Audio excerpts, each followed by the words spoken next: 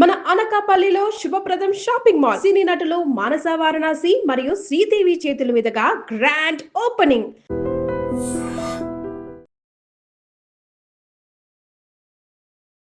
సినీ ప్రపంచంలో ఎంతోమంది తారలు ఉంటారు. వారందరికీ ఒక ప్రత్యేక స్థానం ఎప్పుడూ ఉంటుంది. అయితే అందరిలో సిల్క్ స్మిత స్థానం మాత్రం చాలా ప్రత్యేకం. ఆమె కెరీర్ స్టార్టింగ్లో తొలినాళ్లలో రిజెక్ట్ చేసిన మొదటి మనిషి మీరని మీ మీద కోపం అంటారు. సిల్క్ స్మిత గారి గురించి చెప్పటానికి ముందు ఒక చిన్న విషయం. మరి అమ్మాయిని పెట్టొద్దంటావని అన్నాడు. పెట్టడం పెట్టకపోవటం అనేది మీ ఇష్టం. ఇబ్బంది అయితే ఉంది. ఇబ్బంది అయితే ఉంది. అందులో మీరు ఫస్ట్ డైరెక్షన్ మనం ఎక్కడో కలిసినట్టున్నామే అని రాగం తీసింది. కలిసే ఉంటామమ్మా, మరి ఫీల్డ్లో ఉండేటప్పుడు ఎక్కడో కలుస్తాం కదా. మా కో డైరెక్టర్ చెప్పాడు నువ్వు బాగాలేదన్నావంటే డైరెక్టర్ చెప్పేసి మిమ్మల్ని గుర్తుపెట్టుకుంది. ఈడు ఎక్కడ దొరుకుతాడు అనుకుందో.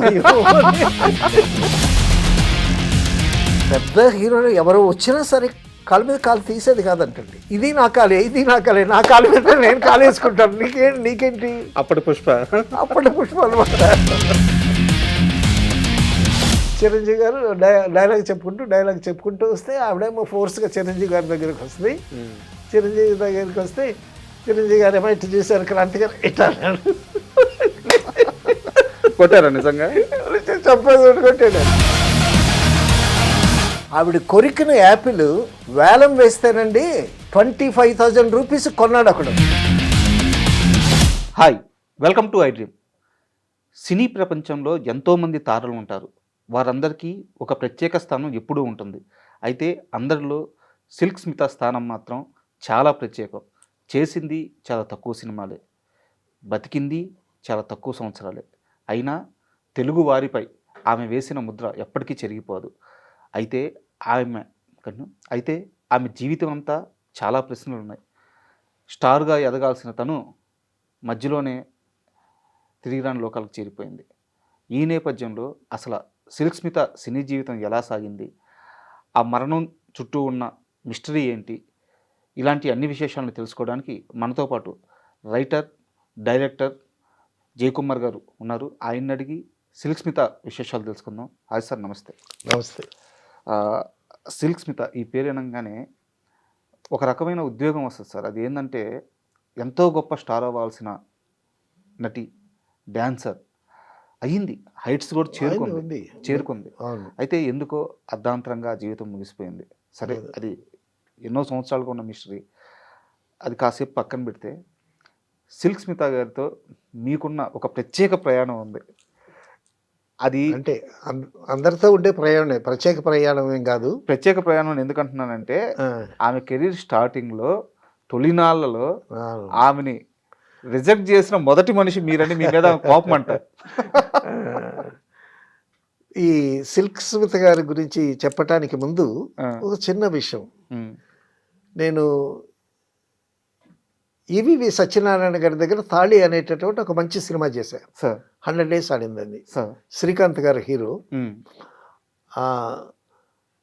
ఈవీవి సత్యనారాయణ గారు చేసేటటువంటి సినిమాలకి చాలా భిన్నమైన సినిమా అది తాళి అనేది.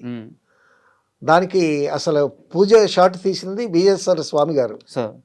ఆయన ఏమన్నారంటే తాళి అనేది చాలా పవర్ఫుల్ టైటిల్ అండి అని అన్నాడు. అలాగే ఆ కథ కూడా చాలా హెవీగా ఉంటుంది. అవును, చాలా పవర్ఫుల్ స్టోరీ. చాలా బాగా తీశాడు ఈవీవి సత్యనారాయణ గారు. సో ఈవీవి సత్యనారాయణ గారికి నాకు ఒక గ్యాప్ వస్తే ఈవీ సత్యనారాయణ గారి దగ్గరికి వెళితే తాళి సినిమాకి కో డైరెక్టర్గా పెట్టుకున్నాడు ఆయన. పెట్టుకున్న తర్వాత అప్పుడు హైదరాబాద్లోనే ఉంటున్నాము. మెడ్రాస్ తీసుకెళ్లారు. అక్కడ పాపగ్రౌ హోటల్లో ఒక సూట్లో ఉన్నాము. ఉండేటప్పుడు కో డైరెక్టర్కి జయకుమార్కి హీరోని తెచ్చి చూపించండి అని చెప్పాడు ఆయన. ఆ ప్రొడక్షన్ మేనేజర్ము హీరోయిన్ తీసుకొచ్చి నాకు చూపించాడు. హీరోయిన్ చూపించాడు. అది ఎవరు? రాశి. ఓకే, రాశి చూశాను. రాశిని చూశాను. వాళ్ళ ఫాదర్ కూడా వచ్చాడు. చూసిన తర్వాత సరే మీరు వెళ్ళండి, నేను మాట్లాడతాను ఈవీవి గారితో అన్నా. ఆడు వెళ్ళిన తర్వాత నేను ఈవీ గారి దగ్గరికి వెళ్ళా. చూసావా రాశి ఎలా ఉంది అని అన్నాడు. సార్ సబ్జెక్ట్ ఏమో తాళి, చాలా హెవీ డ్రామా, హీరోయిన్ చాలా డ్రామా మోయాలి, ఈ రాశి ఏమో చిన్నపిల్లలా కనిపిస్తుంది, ఆ క్యారెక్టర్లో ఫిట్ ఇన్ అవుద్దా అని డౌట్గా ఉందండి నాకు అని అన్నా. అలాగా అని అన్నాడు. అని అప్పుడు వేరే షూటింగ్ కూడా జరుగుతూ ఉంది. ఆ షూటింగ్ పనిలో పడ్డాడు ఆయన. తర్వాత కొద్ది రోజులకి రాసి అక్కర్లేదు అని అన్నాడు ఈవీవి గారు అనేటట్టు విషయం నాకు తెలిసింది. ఓకే. సో ఈ విషయం ఏమో రాశి ఫాదర్కి తెలిసింది, రాశి కూడా తెలిసింది. వాళ్ళేమో వచ్చారు.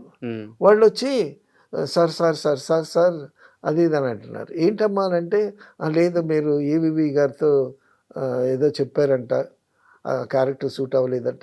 నాకు అదేం లేదమ్మా, ఆయన డిస్క్రిప్షన్ అది, ఆయన పెట్టడం అన్నా తీసేయటం అయినా ఆయన చెప్తారు, మేము నిమిత్త మాత్రం అది అది ఇదని ఏదో మొత్తానికి తప్పించుకున్నాం. సో నా వల్ల ఒక సినిమా మిస్ అయింది. ఇది చిన్న సంఘటన. పోతే మరొక సినిమా రక్తబంధం అని చిరంజీవి గారి హీరో. ఆ సినిమాలో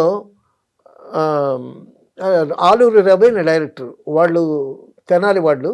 ఈ ఆలూరి రవి అతను కూడా తెనాలి. వాళ్ళు ఫస్ట్ డైరెక్షన్ ఛాన్స్ ఇచ్చారు ఇతనికి, ఆలూరి రవికి. నిర్మాతలు వాళ్ళు రీకో ఫిలిమ్స్ వాళ్ళు. మెడ్రాస్లో మంచి బిజినెస్లో సెటిల్ అయ్యి వెల్ ఆఫ్గా ఉన్నారు. ఇతనికి డైరెక్షన్ ఇచ్చారు. ఇచ్చిన తర్వాత చిరంజీవి గారు, ప్రసాద్ బాబు, చాలామంది కాస్టింగ్ ఉన్నారు.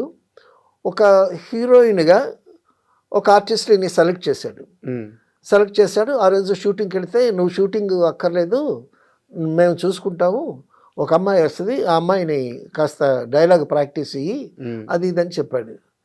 చెప్తే సరే అని చెప్పాను నేను. సరే నేను ఆ పక్కన గదిలో కూర్చొని అమ్మాయికి డైలాగ్ ప్రాక్టీస్ 10:30 నుంచి 12:30 వరకు డైలాగ్ చెప్తున్నాను నేను. చెప్తున్నాను, నాకు సాటిస్ఫాక్టరీగా లేదు అమ్మాయి. తర్వాత డైరెక్టర్ ఫ్రెండ్ ఆలూరి రవి అని ఆయనతో చెప్పా, ఏమండి అమ్మాయి బాగలేదు, డైలాగులు కూడా బాగలేవు, ఎక్స్ప్రెషన్స్ కూడా రావట్లేదు, భాష కూడా సరిగ్గా రావటం లేదు, అమ్మాయి పెద్దగా చదువుకున్నట్లేదు, సో మరి అమ్మాయిని పెట్టొద్దంటావా అని అన్నాడు. పెట్టకపోవటం అనేది మీ ఇష్టం, ఇబ్బంది అయితే ఉంది. అందులో మీరు ఫస్ట్ డైరెక్షన్, మరి తెనాలి వాళ్ళు మీరు ఒకటి, సో తర్వాత మీకు ఇబ్బంది అవుతుందేమో ఫ్యూచర్లో అది ఇది అని చెప్పాను నేను. సో మొత్తానికి ఆ అమ్మాయి మీద ఆయనకి ఎందుకు ఇంట్రెస్ట్ ఉందో తెలియదు నాకు. మొత్తానికి ఆ అమ్మాయిని తీసేశాడు. ఆ అమ్మాయి సిల్క్ స్మిత. ఆ డైలాగ్స్ నేర్పించిన అమ్మాయి. ఆ అమ్మాయి అమ్మాయికి అప్పటి సిల్క్ స్మిత్ అని పేరు లేదు, ఏదో పేరు ఉంది. అది అయిపోయింది. మొత్తానికి ఆ సినిమా తీసాము, రిలీజ్ చేసాము, అంతా అయిపోయింది వేరే హీరోయిన్తో. సో ఆ సినిమాలు మేము విశ్వనాథ్ గారితో, బాపు గారితో, కోదండరామరెడ్డి గారితో నా జర్నీ సాగుతూ ఉంది. తర్వాత చిరంజీవి గారు ఒక సినిమా, క్రాంతి గారి డైరెక్షన్, సొంత సినిమా, క్రాంతి చిత్ర బ్యానర్ మీద అగ్నిగుండం అని ఒక సినిమా చేసాం. క్రాంతి గారి ఫస్ట్ డైరెక్షన్ సినిమా. ఆ సినిమాలో ఒక సాంగ్ ఉంది. ఆ సాంగ్ ఎవరు చేయాలి? అప్పటికి సిల్క్ స్మిత ఆ సాంగ్ చేయాలి. అప్పటికి స్టార్ అయిపోయింది ఆ అమ్మాయి. స్టార్ అయిపోయింది. షూటింగ్కి వచ్చిందండి. షూటింగ్కి వచ్చి కూర్చున్నది, కాళ్ళ మీద కాలు కూర్చున్నది, ఏదో తాగుతూ నన్ను ఇట్ట చూస్తుంది. చూస్తే నేనేమో ఫైల్ పట్టుకొని నేను కూడా అమ్మాయిని చూస్తే, నేను ఫైల్లో ఏదో సాంగ్ ముందు లీడ్ సీన్ ఒకటి ఉంటుంది, ఆ లీడ్ సీన్ ఆ డైలాగ్లో చూసుకుంటున్నాను నేను. తర్వాత మళ్ళీ అటు చూస్తే మళ్ళీ నన్నే స్ట్రేట్ చేస్తూ ఉంది. అలాగే 2-3 సార్లు చూసింది. నన్ను చూసి ఇలా ఉంది అనేసరికి నేను తలకాయ పక్కన తిప్పుకొని మళ్ళీ ఫైల్లో దృష్టి పెట్టా. మళ్ళీ చూసరికి ఇలా ఉంది. నేను వెళ్ళకపోయేసరికి అసిస్టెంట్ చేత కబురు పెట్టింది.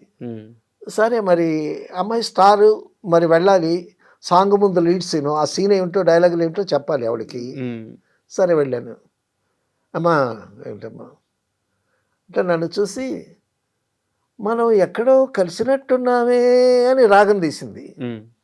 కలిసే ఉంటామమ్మా, మరి ఫీల్డ్లో ఉండేటప్పుడు ఎక్కడో కలుస్తాం కదా, ఎక్కడ కలిసాము అని అంది.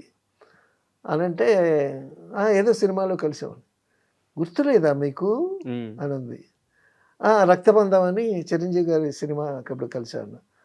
మరి కలిసాం కదా, మరి గుర్తులేదంటారేంటి అని రాగాలు తెస్తుంది. అంటే అప్పుడు కాదన్నామని తర్వాత తనకు తెలిసింది ఏంటంటే, మా కో డైరెక్టర్ చెప్పాడు నువ్వు బాగాలేదన్నావంటే డైరెక్టర్ ఆవిడతో చెప్పేసి గుర్తుపెట్టుకుంది. ఈడు ఎక్కడ దొరుకుతాడు అనుకుందో అని దొరికాను కదా ఇక్కడ టీచ్ చేస్తుంది. సరే ఆవిడేదో మాట్లాడుతుంది, నేనేదో మాట్లాడుతున్నాను. సిల్క్ స్మిత్తో మాట్లాడటం క్రాంతి గారికి ఇష్టం లేదు. రావయా అని అన్నాడు. వెళ్ళా. ఏంటి దాంతో అంతసేపు మాట్లాడుతున్నావు ఏంటి అని అన్నాడు. అని అంటే ఇంతలోకి చిరంజీవి గారు వచ్చారు. ఏంటంటే ఏమైంది అని అంటాడు. ఏం లేదు అన్నగారు, చిరంజీవి గారితో చెప్పాను నేను, ఫలానా సినిమాలో రక్తబంధ సినిమా మనం చేసాం కదంటే, మీరు హీరోగా చేసాం కదా, అప్పుడు డైరెక్టర్ ఆలూరి రవి ఈ అమ్మాయి మీద ఇంట్రెస్ట్తో అమ్మాయిని సెకండ్ హీరోయిన్గా పెడదామని చెప్పాడు. నన్ను డైలాగ్ ప్రాక్టీస్ ఇవ్వమన్నాడు. ప్రాక్టీస్ ఇచ్చాను నేను. ఆ సాటిస్ఫాక్షన్ లేదని చెప్పాను. ఆ అమ్మాయిని తీసేసాడు. సో దానికి అమ్మాయి ఆ సినిమా మిస్ అవడానికి నేను కారణమని ఆవిడకి తెలిసి ఇప్పుడు నన్ను పట్టుకొని ఎప్పుడు సంగతో పట్టుకొని నన్ను టీచ్ చేస్తుందండి అని అన్నా. అనేసరికి ఇది ఇలా ఉందా. ఆ సాంగ్ ముందు లీడ్ సీన్ ఏంటంటే సిల్క్ స్మిత్ని చిరంజీవి గారు కొడతాడు. ఓకే, కోయిన్సిడెన్స్ చూడండి. అప్పుడు అన్నగారు మరి ఇలా టీచ్ చేస్తుందండి నన్ను, ఏం చేస్తాను నేనేం చేస్తాను, డైరెక్టర్ చెప్పిందే నేను చేశాను. అమ్మాయి డైలాగ్ ప్రాక్టీస్ ఇవ్వమన్నాడు, ప్రాక్టీస్ ఇచ్చాను. బాగుందా లేదా అని అడిగాడు నన్ను. బాగాలేదు, I'm not happy with your dialogue అని చెప్పాను. డైరెక్టర్ తీసేశాడు. నాది తప్పేముందండి అన్న. కరెక్టే, నువ్వు కరెక్టే, ఉండులే అని అన్నాడు చిరంజీవి గారు. అప్పుడు చిరంజీవి గారు చాలా సరదాగా ఉండేవాళ్ళు. ఆ బిగినింగ్లో క్రాంతి కుమార్ సినిమా శాఫందర్తో చాలా సరదాగా ఉండేవాడు అప్పుడు. తర్వాత ఆయన పెరిగిపోయాడు. ఆయన చుట్టూ ప్రొడ్యూసర్లే డైరెక్టర్లు. మాకు ఎక్కడ అవకాశాలు ఉంటాయి? ఎక్కడైనా షూటింగ్ దగ్గర కనిపించినప్పుడు హాయ్ జయ అంటాడు. ఆ పలకరింపులు, ఆ చిలకరింపులు అవన్నీ అలాగే ఉన్నాయి. ఇప్పుడు కూడా కనిపించిన ఒక్కోసారి హాయ్ జయ అంటాడు, హాయ్ కుమార్ అని అంటాడు. గర్ల్ ఫ్రెండ్ని పిలిచాడు ఇట్లా హాయ్ జయ అంటాడు. అలా సరదాగా ఉండేవాడు ఆయన. సరే నేను చూసుకుంటానులే అన్నాడు. సరే క్రాంతి గారు కూడా నవ్వారు. ఆవిడ ఏంటి సిల్క్ స్మిత కాలు మీద కాలేసుకొని స్టైల్గా కూర్చుని, పెద్ద హీరోలు ఎవరు వచ్చినా సరే కాలు మీద కాలు తీసేది కాదంటండి. ఎందుకంటే ఇది నా కాలే నా కాలు మీద నేను కాలేసుకుంటాను, నీకేంటి. అప్పటి పుష్ప అనమాట. నిజంగా పుష్ప అండి. పుష్పమే అమ్మాయి. అమ్మాయి కళ్ళు, అమ్మాయి ఫేసు, అమ్మాయి ఆ ఫేస్లో ఉండేటువంటి గ్లో అసలు చూస్తేనండి ఫోటోగ్రఫీలో ఎంత అందంగా ఉండేదో. తర్వాత అమ్మాయి కళ్ళలో ఒక మ్యాజిక్ ఉందండి. ఆ మ్యాజిక్కే పడిపోయారు అందరూ. పెద్ద నటి కాదు, బట్ క్లోజప్ తీస్తే మాత్రం భలే ఉంటుంది. ఏంటి కమల్ హాసన్తో తమిళ్లో సినిమాలు ఏమి ఎంత అద్భుతంగా చేసింది, ఎంత స్టార్ అక్కడ. సరే అదే పక్కన పెడితే, సరే నేను చేసుకుంటాను తమ్ముడు అన్నాడు చిరంజీవి గారు. నేను చూసుకుంటాను అన్నాడు. అన్న తర్వాత కాలు మీద కాలేసి కూర్చుంటుంది అని క్రాంతి గారికి కూడా. క్రాంతి గారు చాలా అద్భుతమైన ప్రొడ్యూసరు, లెజెండరీ డైరెక్టర్, బ్రహ్మాండమైన డైరెక్టరు. ఎంత అద్భుతమైనటువంటి సీతారామయ్య గారి మనవరాలు అనేటువంటి గొప్ప సినిమా, హీరో హీరోయిన్ డ్యూట్ లేకుండా సినిమా తీసి 100 days ఆడించాడు. నాగేశ్వరరావు గారితో విగ్గు పెట్టుకోకుండా మీరు యాక్ట్ చేయాలి అని కండిషన్ పెట్టి నాగేశ్వరరావు గారితో యాక్ట్ చేయించాడు. అంత స్ట్రాంగ్ హిజే. ఆయన MA LLB lawyer. Kranti Kumar గారు లాయరు, బాగా చదువుకున్నాడు. Is a wonderful novel reader. అద్భుతమైనటువంటి మంచి నవల్స్ అని చదివి, న్యాయం కావాలి సినిమా నవలే కదా. ఆయన నవల్స్ చదివి కొంతమందికి సజెస్ట్ చేసేవాడు ఆ నవల్స్ సినిమాలు తీయండి అని. పెద్ద వాళ్ళందరూ ఈయన దగ్గరికి వచ్చేవాళ్ళు కథల కోసమని, ఏదైనా డిస్ప్యూట్ అటువంటి వాడు ఆయన. మరి ప్రొడ్యూసరు డైరెక్టర్ ఈవిడ కాలు మీద కాలు వేసుకొని కూర్చుంటే పక్కన మెగాస్టార్ చిరంజీవి గారు ఉన్నారు. మరి వీళ్ళకి ఎలా ఉంటుంది? సరేనండి షార్ట్ పెట్టారు. పెడితే ఆ, చిరంజీవి గారు డైలాగ్ చెప్పుకుంటూ వస్తే ఆవిడేమో ఫోర్స్గా చిరంజీవి గారి దగ్గరికి వస్తుంది. చిరంజీవి దగ్గరికి వస్తే చిరంజీవి గారు ఏమో ఇటు చూశారు, క్రాంతి గారు ఇట్లా అన్నాడు. కొట్టారా నిజంగా? చెప్పేది కొట్టాడు. కొట్టేసరికి అమ్మో కింద జారిపోయింది. యాక్షన్ తక్కువ, రియాక్షన్ ఎక్కువ. ఓకే, ఆయన జస్ట్ అట్ట నెమ్మదిగా ఇట్లా పెట్టాడు. కొట్టేసరికి ఓవర్ ల్యాప్ ఉంటుంది అనుకున్నారు, జస్ట్ లైట్ అక్కడ తగిలి అప్పుడు ఉడుకులో రాసి అమ్మాయిని సవరు తీసి మళ్ళా కాసేపు పాసిఫై చేసి తర్వాత షార్ట్ తీసామన్నమాట. అంటే ఎప్పుడో పనికిరాదు ఈ అమ్మాయి అని అన్న విషయాన్ని అప్పటి వరకు గుర్తుపెట్టుకొని, అంటే జరిగినటువంటి అవమానాల్ని వాళ్ళు గుర్తుపెట్టుకుంటారండి. గుర్తుపెట్టుకొని వాటన్నింటినీ ఆ అవమానాల్ని దిగమింగుతూ మనం పైకి ఎదగాలి అనేటటువంటి కసి వాళ్ళలో పెరిగి దాని మీద బాగా కృషి చేసి పైకి వచ్చినటువంటి మనుషులు చాలా మంది ఉన్నారు. నిజంగానే సిల్క్ స్మిత గారికి ఇండస్ట్రీలో చాలా అవమానాలు ఎదురైనాయి. చాలా అంటే ఇప్పుడు అవమానం అంటే ఇప్పుడు మీరు ఆ క్యారెక్టర్కి సెట్ అవ్వట్లేదని రిజెక్ట్ చేయడం అవమానం కాదు, అది నిర్ణయం. నేననేది ఆమెని వ్యాంపు క్యారెక్టర్లో చూడడం కానీ లేదా మరో ఉద్దేశంతో చూడడం కానీ ఆమెని సెట్స్లో ఇబ్బంది పెట్టడం కానీ, ఇండస్ట్రీలో సర్వైవ్ అవ్వడానికి ఆమె చాలా ఇబ్బంది పడింది. ఇన్ని ఇబ్బందుల వల్లే తను గుండె రాటు తేలిపోయి ఎవరిని లెక్క చేయకుండా ఎదురు తిరిగింది ఇండస్ట్రీ మీద అంటారు. తర్వాత అండి ఆవిడ హీరోని అయిపోయిన తర్వాత మంచి మార్కెట్ వచ్చిన తర్వాత ఆవిడకి ఒక ఫంక్షన్లో ఆవిడ కొరికిన యాపిల్ వేలం వేస్తేనండి 25,000 రూపీస్ కొన్నాడు అక్కడ. అబ్బా, ఆ రోజుల్లో 20 సిల్క్ స్మిత కొరికిన యాపిల్ వేలం వేస్తే 25,000 రూపీస్ వచ్చి కొనుక్కున్నాడు. అంత క్రేజ్ సిల్క్ స్మిత. ఏ హీరోయిన్కి లేదేమో అప్పుడు అంత క్రేజ్. లేదు అసలు. అటువంటి మహారాణిలాగా బతికింది. చాలా అద్భుతమైనటువంటి సిల్క్ స్మిత్. అరే డిస్ట్రిబ్యూటర్స్ అడిగారు అండి, సిల్క్ స్మిత్ ఉందా సినిమాలో, డాన్స్ ఉందా అని. సిల్క్ స్మిత్ పాట ఉంటే డిస్ట్రిబ్యూటర్ తీసుకుంటారు, లేకపోతే లేదు. అలా ఉండేది. అటువంటి చాలా మంచి అమ్మాయి అండి నిజంగా. చాలా మంచిది, చాలా సౌమ్యంగా ఉంటుంది. సెట్కి వస్తే ఆ మెయింటెనెన్స్ అలా ఉంటుంది, కానీ మిగతా విషయాల్లో చాలా బాగుంటుంది అమ్మాయి. మరి అటువంటి అమ్మాయి అర్థాంతరంగా. మీకు ఏమైనా ఐడియా ఉంది సార్ తన మరణం చుట్టూ అసలు ఏం జరిగింది? దాని మీద రకరకాల ఊహాగానాలు ఉన్నాయి. జరిగింది ఏమిటో తెలియదు. ఆవిడ ఆత్మహత్య చేసుకుందని కొందరు అంటారు, ఆత్మహత్య చేసుకునేటప్పుడు ఏదో లెటర్ రాసిందని అంటారు. ఆ డాక్టర్ ఎవరో ఒక అతనే ఆవిడ మరణానికి కారణమని కొందరు అంటారు.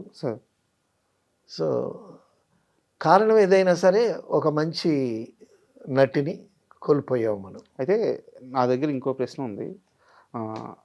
జీవితంలో సిల్క్ స్మిత చాలా సంపాదించింది, కానీ ఆమె చనిపోయే సమయానికి కొంత దాన ధర్మాలు, మరికొంత డబ్బు చాలామంది మోసం చేశారు. ఇప్పుడు డాక్టర్ గారు అని ఒక ఆయన ఉండేవాడండి ఆవిడతో. సో నాకు లైఫ్లో ఒక మనిషి తోడు కావాలి. ఇప్పుడు ఒక ఆడ మనిషికి ఒక మగ మనిషి తోడు కావాలి. సో ఆ విధంగా ఆయన్ని తోడు పెట్టుకున్నది. తోడు పెట్టుకున్న తర్వాత ఈ అమ్మాయి వైభవం చూసి అతను బిత్తరపోయాడు. బిత్తరపోయి ఏమన్నాడంటే, నువ్వు ఎన్నాళ్ళని ఈ వ్యాంపు వేషాలు డాన్సులే చేస్తావు, నువ్వు హీరోయిన్ అవ్వాల్సిన దానివని చెప్పి అమ్మాయికి ఎక్కించి ఆ అమ్మాయి చేత సినిమాలు తీయించాడండి. సినిమాలు తీయించి ఆ సినిమాలు దెబ్బతిన్నాయి. ఈవిడ ఎప్పుడైతే సినిమాల్లో హీరోయిన్గా అనుకున్నదో మిగతా ఈ ప్రైవేట్ సాంగ్స్కి పిలవటం మానేశారు. ఆ విధంగా అటుకుపోయింది ఈ సినిమాలు వాళ్ళ. ఆ విధంగా లాస్ పడ్డది. తర్వాత సో ఈవిడ వైభవం క్యాండిల్ లాగా కరిగిపోతుందని తెలిసి నా డాక్టరు జాగ్రత్త పడి అంతా వెనకేసుకున్నాడు కూడా. సో ఆ విధంగా మరి ఆఖరికి ఉరిపోసుకొని చనిపోవటం అనేది చాలా భయంకరమైనటువంటి దృశ్యం అది. అయితే అదే అంటారు సార్, చాలా తక్కువ వయసులో చనిపోయారు. అవునవును. కానీ ఈ రోజుకి ఎన్ని సంవత్సరాలు అయింది సార్ ఆమె మన మధ్య నుంచి వెళ్ళిపోయి. అవునవును. కానీ ఆమె ఇచ్చిపోయిన ఆ జ్ఞాపకాలు కానీ, ఆ అవును. స్టార్డమ్ కానీ అవును. అందరికీ అలాగే గుర్తుండిపోయినాయి కదా, ఆ పాటలు కానీ, డెఫినెట్గా డాన్స్ కానీ. So great person sir, great person. Thank you very much. ఎందుకంటే ఇలాంటి గొప్ప గొప్ప వాళ్ళ గురించి మీలాంటి సీనియర్స్ చెప్తేనే ఈ జనరేషన్కి తెలుస్తుంది. సో మీ విలువైన సమయం ఇచ్చి మేము మీ అనుభవాలు అప్పట్లో పంచుకున్నందుకు. అప్పట్లో పని చేయటం అనేది ఆ, 70s నుంచి 80s వరకు అదొక స్వర్ణయుగం. సార్ అలాగే ఇటువంటి మంచి నటులతో శోభన్ బాబు గారు, రామారావు గారు, నాగేశ్వరరావు గారు, కృష్ణ గారు, చిరంజీవి గారు. సార్ చిరంజీవి గారితో ఆ ట్రెండ్ బాగా మారిపోయి చిరంజీవి గారితో కూడా ట్రావెల్ చేయటం అనేది మాకు కూడా చాలా గొప్ప అదృష్టం అది. Sir thank you very much sir. Thank you. And for more videos, Hi guys, this is Riddhi Kumar here. Please subscribe to iDream channel. Subscribe to iDream Media. Please subscribe to iDream. Please subscribe to iDream. Please subscribe iDream. And please subscribe to iDream. For more videos, subscribe to iDream. please like, share and subscribe to the channel. Congratulations, iDream. Subscribe to iDream. Subscribe to iDream. So subscribe to iDream Media.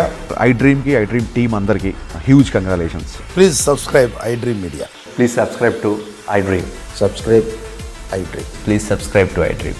iDream అంటే నా కళల channel subscribe చేసుకున్న నోరు తిరుగుతలేదు, మీరైతే గంట గుర్తు కొట్టండి. For more such videos, please subscribe to iDream. Subscribe to iDream. Please subscribe to iDream. Please subscribe iDream Media. Please do subscribe to iDream. Please subscribe to iDream Media. For best entertainment and information, please subscribe iDream. And don't forget to subscribe to iDream.